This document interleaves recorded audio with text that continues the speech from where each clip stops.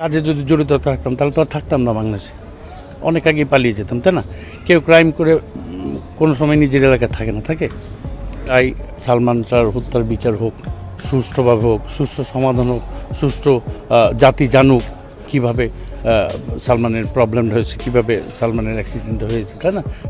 সালমান শাহ হত্যার দায় স্বীকার করে পুলিশের কাছে আত্মসমর্পণ করলেন সালমান শাহর বন্ধু ও খল অভিনেতা ডন।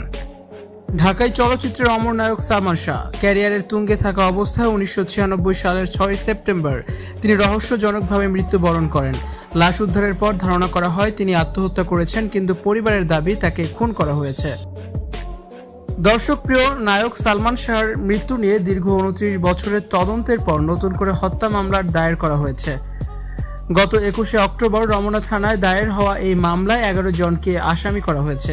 এর মধ্যে সালমান শাহর সাবেক স্ত্রী সামিরা হক, ব্যবসায়ী আজিজ মোহাম্মদ, ভাই লতিফা হক লুসি এবং খলনায়ক ডন সহ আরও কয়েকজনের নাম রয়েছে। এদিকে 2-1 দিনের মধ্যেই পুলিশের কাছে আত্মসমর্পণ করবেন ডন। তিনি বলেন, সবাই বলছে আমি নাকি পালিয়ে বেড়াচ্ছি। 30 বছর ধরে পালাইনি, এখন পালাবো কেন?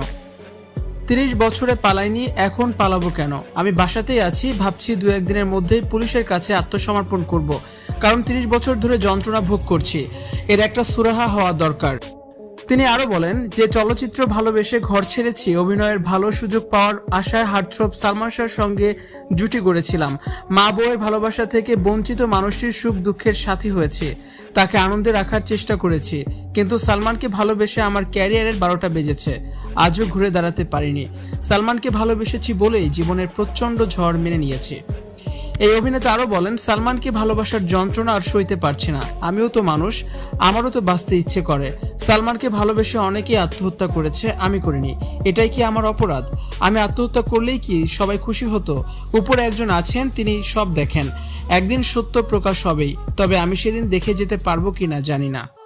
মৃত্যুর আগে সালমান শাহর সঙ্গে শেষ সাক্ষাতের স্মৃতি টানতে গিয়ে ডন বলেন, 30 আগস্ট আমি চট্টগ্রাম থেকে ঢাকায় আসি। সালমান বলেছিল পরিচালক শিবলি সাদিক ভাইকে জানাতে যে সে 3 সেপ্টেম্বর ঢাকায় এসে আনন্দ অশ্রুর ছবির শুটিংয়ে অংশ নেবে। আমি খবরটা পৌঁছে দিই।